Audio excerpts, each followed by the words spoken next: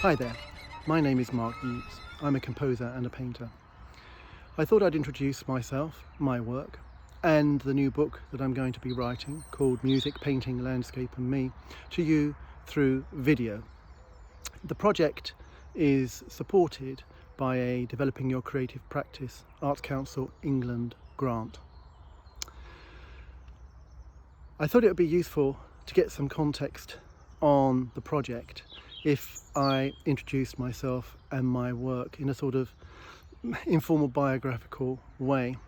Part of this project involves me sharing my journey with you and sharing the questions that I'm asking myself about my practice and asking you what you think about these same questions, and if you have any answers of your own.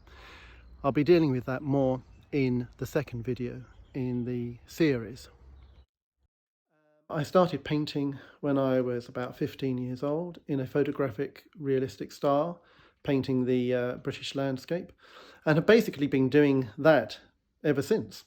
I'm now just about 60 years old, except that the style of my paintings changed in my early 20s from representational landscape into abstracted landscape, and then later into my late 20s and early 30s into fully abstract work, and then gradually in a journey back to abstracted landscape once again, where I'm sort of fusing the abstractions that I experienced in my work in my middle years with the representational painting that I did earlier on. So the paintings are now very much landscape orientated, but still abstract and expressionist. My musical background was, well, really quite non-existent. I didn't come from a musical family. I left school at 15 with very, very few qualifications, as you could imagine. I didn't have any financial privilege. I didn't know people who were musical. But I had this sort of insatiable drive to write music. And it was that drive that pushed me further and further to sort of tenaciously teach myself. It was an agonizing process that took me, I would say, roughly from the age of 15 to about 30. Seems like an incredibly long time, but there were other things going on in life that I had to attend to apart from just music. But I got there in the end. One of the problems I continually found was that the further my imagination went with regards to the kind of music I wanted to write, the further behind the technique, or the meagre technique I'd acquired, would fall. So there was this constant sort of catching up, trying to create techniques that would match my musical imagination. If I didn't know how to do something, and I couldn't find out how to do something, I made it up. I made up my own sort of rules and techniques, and I think that that has sort of been the way I've done things ever since. One of the possible advantages of being self-taught is that you develop a degree of self-confidence to take risks and to do exactly what you want to do without consulting the rule book. And I'd like to think that that's a positive thing.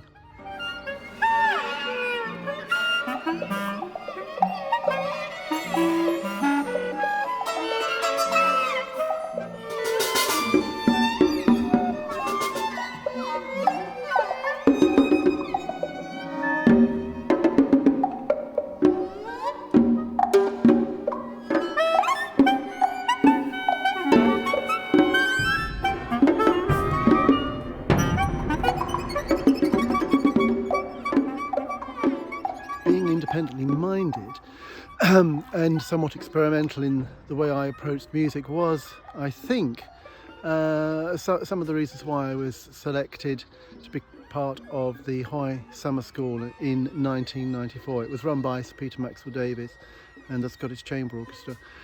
I was 32 at that time, and I see that very much as being like the start of my music career. And after that, commissions and broadcasts, performances followed, both in this country and abroad. Anyway, I sort of continued writing music for many years. and all the time sort of pushing boundaries and looking at how to write polytemporal music. That's music where the instruments are all playing simultaneously at different speeds.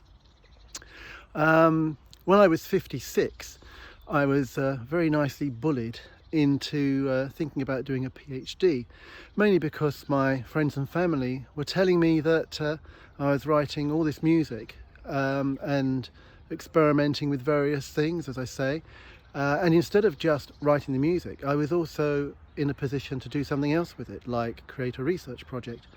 So I approached a number of universities with a research project exploring polytemporal music, and the University of Leeds Music School were very pleased to explore this with me.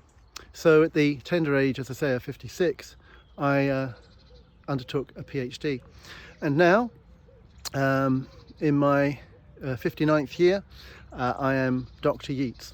I'd never imagined for a moment that from the inauspicious background that I came from, being self-taught, having no previous academic qualifications or track record at all, no instrumental teaching, none of those sorts of things, that I would at this point in my life be Dr. Yeats. But there we have it.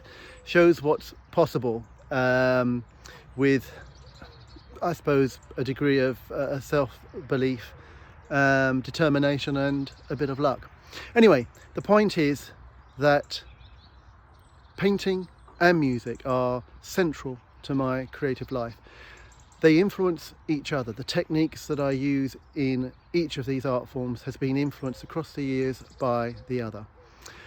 And it's this relationship that I am exploring in the book that I'm writing.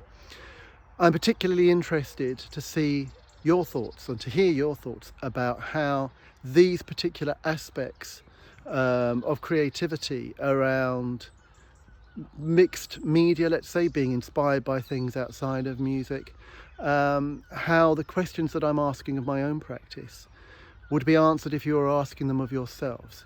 So anyway, more of that in video too, and I'm very much looking forward to continuing the conversation with you. So in the meantime, bye-bye.